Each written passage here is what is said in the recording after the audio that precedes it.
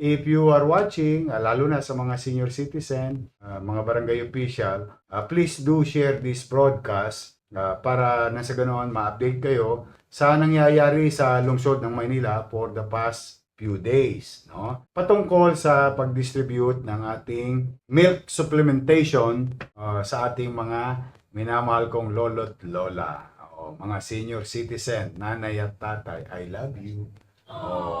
Talaga love ko yung mga yan. Ayan, So, may update tayo ngayon as we have promised to continuously update each and every barangay or everyone in the city of the situation of distribution para maiwasan ng kalituhan at mamaya mapagmulan pa ng hindi pagkakaunawaan niya ng mga barangay official, no? I would like to update you what transpired since Monday when we implemented this distribution of insured milk for our senior citizen in Manila. Ulitin ko botante, hindi botante. Mahirap, middle class, mayaman. Wala pong ibang qualification kundi edad at taga Maynila. Wala na po. Yun lang po ang pinasimple ko na para walang maiiwanan.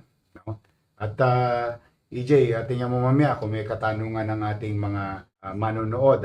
Pero for the meantime, gusto ko kayong i-update.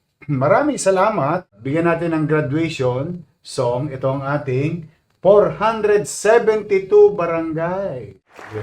Palakpak na lang. Papalakpakan natin sila sapagkat yung 472 barangays ay the first group of barangays in the entire city of Manila who complied early on. The first compliant sa ating direktiba na ilista ang ating mga senior citizens sa kanilang barangay. So congratulations sa 472 barangays. And I would like to thank also, hindi naman to magiging mabilis, kundi sa tulong ng mga barangay, kakampi, kalaban ayan, baka may mga manonood ng mga chairman dyan. Kayo mismo makakapag-attest. Kahit sino kayo pinagkatiwalaan namin. Para makamove on na tayo sa buhay natin pare-pareho. Sa ating MDSW, sa ating MTPB, sa ating DEPW, Engineering, DPS, at Manila Health Department Director Grace Padilla. Barangay Bureau, Joel Par. Yan ang mga nagtulong-tulong na ahensya ng lokal na pamahalaan para ma-distribute simultaneously as I have promised you noong Sabado o Lunes ibibigay. Nangyari ng Lunes o nadali ng Martes. In just 2 days, 472 barangays. Alright mga kababayan, so ayan po yung kakatapos lamang po na Talk to the People ni Mayor Isko at according nga po sa kanya ay 472 barangays na po ang nakapag-comply at nabigyan po ng insure milk para po sa ating mga lolo't lola. At bukas po mga kababayan ay 34,877 naman po yung total insure milk ang mabibigyan. Bali 141 barangays po yung nakaabang po para bukas para po dito sa paggatas po ni Mayor Isko. So kung pagbabasihan nyo mga kababayan, napakabilis po nung distribution po nung insure milk. Kasi po may coordination po ang bawat barangay chairman, yung mga barangay po natin, dito po sa pamahalaang lungsod ng Maynila. At according nga po kay Mayor Isko ay nagkaubusan nga po at medyo siguro nagkaroon po ng problema yung ating supplier dahil nga po sa volume ng pag-order po ng lungsod ng Maynila at hindi po ina-expect ni Mayor Isko.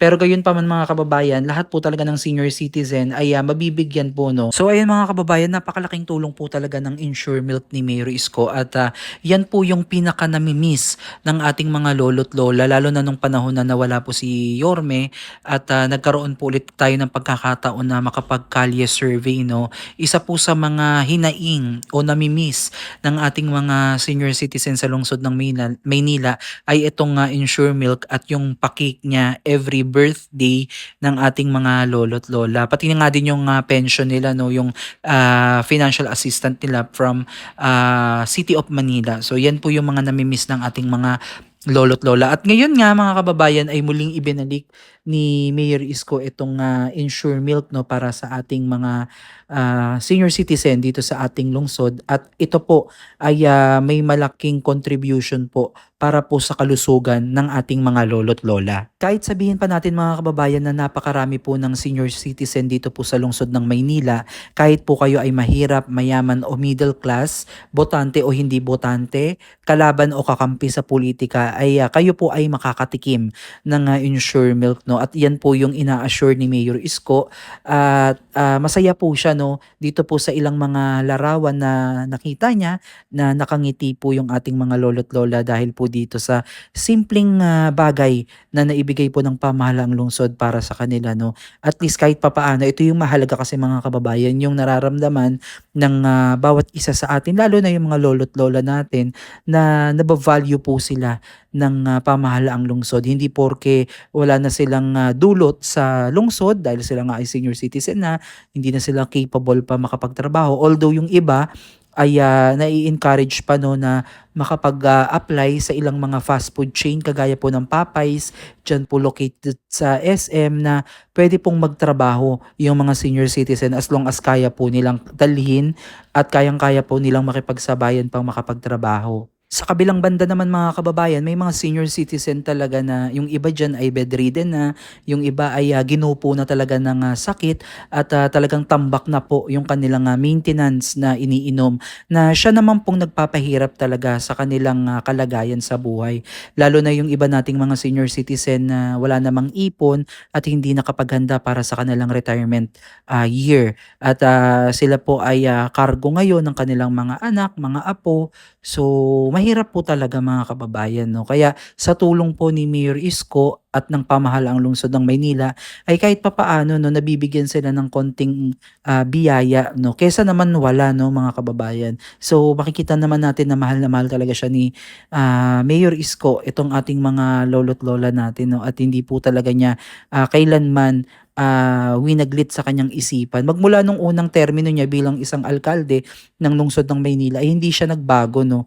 Kung paano niya ituring yung mga lolo't lola, ay ganun pa rin siya magpahanggang ngayon. Para sa iba siguro mga kababayan, maliit na bagay lamang ito, pero para po sa ating mga lolo't lola na talaga namang nangangailangan ng ganitong programa, ganitong mga tulong mula sa gobyerno ng Maynila, ay malaking bagay na po ito, no.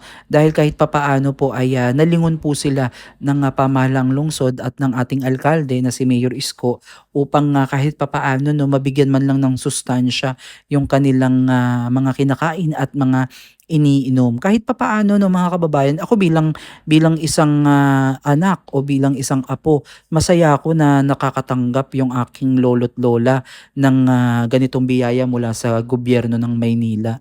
At bilang isang taxpayer also, nakikita ko, no, na yung mga binabayad natin ay napupunta sa makabuluhang bagay, at napapakinabangan talaga ng mamamayan, lalo na po dito sa lungsod ng Maynila. So ayan mga kababayan, ito po yung ating update dito po sa naging Talk to the People ni Mayor Isko. Ito po ay short clip lamang po, at highlight lang po natin yung 472 barangays na first compliant po natin, no, na nakapagpalista po sa kanilang mga senior citizen na nabigyan na po ng Ensure Milk. At tomorrow nga po ay nakataktabong bigyan ang 34,877, no, ng Ensure Milk. Bali 141 na barangays po yan dito sa lungsod ng Maynila.